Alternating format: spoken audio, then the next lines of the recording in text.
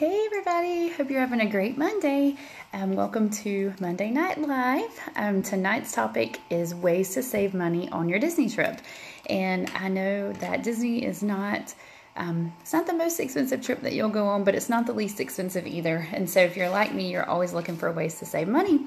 So over our trips that we've taken, I've kind of learned a lot of good tips and tricks and ways just to kind of save money, and I thought I would share some with you. The lighting in my video is a little bit weird. I'm trying to change it up some here. If you see me moving, that's why. But anyway, so the first tip that I wanted to share with you guys is to go during a time that Disney is having a promotion. And Disney has promotions a lot of the time. The biggest promotion is free dining. That's one of the biggest promotions that they do. And there is still some free dining left, by the way. Just wanted to throw that in. Free dining is usually in the fall. And you get your dining plan for free, which can be a huge savings. But anyway, the dates are limited and the resorts are limited as well, but there is still some availability left, especially for September, which would be really cool to do like a either right before school trip or right after school starts trip. So anyway, going during a promotion is a great way to save money at Disney. Even if it's not free dining, it can be just the time of the year when it's a better time of the year to go. So you know, typically when school is out, Disney is less crowded and it's usually a little less expensive. So that's just a good rule of thumb to keep in mind. And that is one thing that I will do as your agent. I will constantly monitor for promotions for you. So I know, for instance, a lot of people are booking for 2019 already, and there aren't any promotions out for 2019 yet, but there will be some that come out. So we can go ahead and get you booked now, go ahead and get your deposit made, which is $200. And then in the meantime, I'll be watching for promotions, and you never know, one day you might get a call from me or a text from me that says, hey, a promotion was released and I applied it to your trip and saved you a lot of money. So that happens all the time with my clients, and I love making those phone calls. So my next tip is to plan an off day during your stay. And I guess that kind of sounds counterintuitive because I know you want to get the most out of your trip that you can, but off days are really valuable for several reasons. When you're at Disney, you're going to be walking a lot. It's nothing for you to walk 8 or 10 miles a day. It's a lot of walking. You're tired. It's hot. So having an off day is really good. It's a good time for you to rest and relax and just kind of recharge your batteries, sleep in a little bit. And there's so much. Every resort has so much to offer. There's so much to do on your off days. You can swim in the pools. Most resorts have some sort of kids area, like an arcade, or and then some resorts have even more things to offer. Just so much to do on your off day. You can go to Disney Springs. So there's a lot to do besides going to a park, and it will save you a little bit of money because you wouldn't be buying park tickets that day. Plus, you get to relax a little, so that's always fun. The next tip is to purchase souvenirs at home and then bring them on your trip to give to your kids. So I actually love this tip. I heard this from someone our very first Disney trip forever ago. So we bought just a few things. I think I might have ordered some stuff online, just a few little inexpensive Disney themed souvenirs. And we gave a couple of them to my little girl every day. And I really feel like it cut down on her asking for things in the parks. So that's a good tip to keep in mind, especially if you have more than one child. Souvenirs can start getting pricey. So the next tip is to purchase the dining plan. And the dining plan can be really beneficial for a lot of families as far as to save you money. One example of this is that a lot of people like to eat in the castle. It's kind of, one of the iconic places to eat at Cinderella's royal table.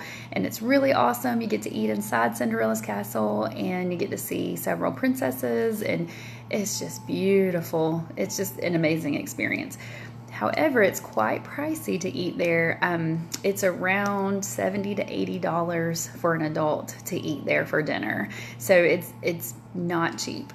Well, one day of the dining plan for an adult is around $75. So when you consider what you will spend eating character meals, you can definitely save money getting the dining plan. The dining plan that includes character meals will give you one table service meal, which can be a character meal, one quick service meal, and 2 snacks per person per day. So it really saves you money on food in the long run, especially if you're going to be doing those awesome character meals. And there's a restaurant in every park that allows you to, at least one, that you can meet characters at. Then there's also lots of restaurants that you don't have characters there, but they're just really fun to eat at, and you'll need a reservation, and they're kind of a little more pricey. So that's where your dining plan really saves you money. The next tip is to purchase gift cards before your trip. And this is just a great way to save for your trip, for one thing. But another thing is that if you shop at Sam's Club or Target, you can get 5% off Disney gift cards. So Sam's Club, just as long as you have the membership, you just go purchase the card. At Target, you get what's called the Target Red card, and they have a credit card version, and they also have a debit card version. We have the debit card version, and all it does is you just swipe it like you would your debit card, and it takes the money out of your debit card just the same way, but you get 5% off of everything and off of your entire purchase, and Disney gift cards are included in that. And 5% doesn't sound like a lot, but it actually does add up pretty quickly. The next tip is to take food with you in the park. And this is so awesome that Disney allows you to do this. We don't take big meals into the park just because we always get the dining plan, but we do occasionally, or every day, not occasionally, we'll take in some snacks. And it's just a few little things that we stick in our backpack, like granola bars, crackers, goldfish. And it's not really meant for us, it's not meant to be our main source of snacks because we have the dining plan, but it's more of like those times where you're standing in line and you're hungry and you just really need something right then to kind of hold you over. It's just nice to have something in your backpack handy instead of purchasing something. If you have the dining plan, it kind of allows you to stretch your dining plan credits for something that you really want, like say later on you really wanted a Mickey ice cream bar or a Dole Whip, but you used your snack credit for just something little just to hold you over until lunchtime. So it's just nice to have. And that also, if you have young kids especially, it keeps down the crankiness when they're full, when they're not hungry. Another tip along the lines of food is we always bring some breakfast food to eat in our resort before we go into the parks. And the reason we do that is twofold. One, it extends your dining credits a little bit, and also I get kind of cranky if I don't eat very quickly after I wake up. By the time you wake up and you're getting ready, and then it takes a little time to get to the parks, you're kind of hungry by then. And plus, when you first get to the park, you just want to enjoy the park. You don't want to have to worry about eating right when you get there. You want to get on some rides. So we usually bring just some yogurt, some fruit, some granola bars, some we've even brought like cereal and milk, and even oatmeal. Like we'll warm water up in the coffee maker and make oatmeal or grits or something. So just whatever your family likes. It's just a pretty simple way to save money and also just kind of be convenient too. Another way to save money is that Disney gives free water at any quick service location in the parks. And so you can bring in like a water bottle, like a plastic water bottle that you've had water in, or just your favorite water bottle in general, and get that free water, and then you can pour it into your bottle, and there you go. You're not using your snack credits on a water bottle, the bottle of water, so that helps. One good tip, and this is something that I get asked about so much, but one really good tip is to go before your child turns 3.